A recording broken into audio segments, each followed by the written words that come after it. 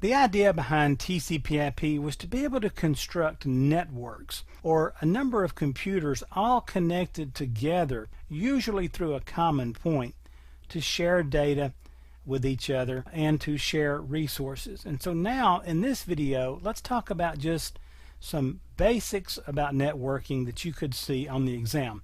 First of all, let's answer the question, what is a network? It's a group of devices that are connected for sharing data or for sharing services. Now, there are two major types of networks that you need to be aware of. There is a peer-to-peer network, or a P2P, and there is a client-server network, and this is also called a domain. Now, in a peer-to-peer network, which is also called a work group, and in some of the new later versions of Windows 7 called a home group, notice we have four computers, okay, four client machines, and they all act as a server and a client. Now, if we put a hub or a switch in the middle and we connect everybody to that same networking device, now we can share information, but files aren't stored in a central location. Some files can be stored on one computer, other files on another, other files on another computer, and then yet more files on the fourth computer. All right?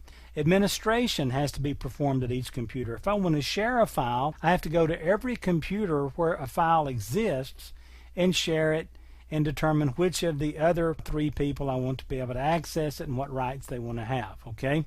So this can get rather complex.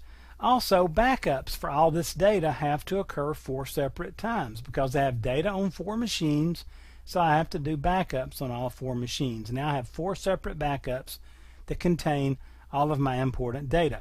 That's peer-to-peer network. This works up to about 10 client machines, and after that it becomes almost impossible to maintain.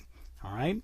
So let's look at the difference. In a client server or a domain situation, let's take the very same example we had before. We had 4 client machines and we had files everywhere, we had administrative duties everywhere, and we decided, wait, there's got to be a better way, and there is.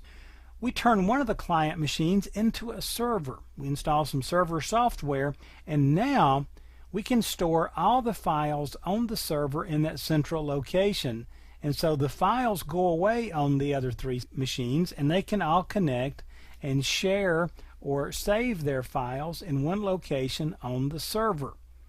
Then administration, as far as sharing folders, sharing files, who can read them, what they can do, that can all be accomplished on that server machine, and so we don't have to do administrative functionalities out on the client machines anymore. And so now this client just simply logs onto the network and it can see the files it's supposed to see. The administrator can make changes right here and he sees them, this guy sees them, and this young lady sees them. And so all this stuff can happen, and so the client server can also do backups. Every night we back up this one particular folder that has everybody's data in it.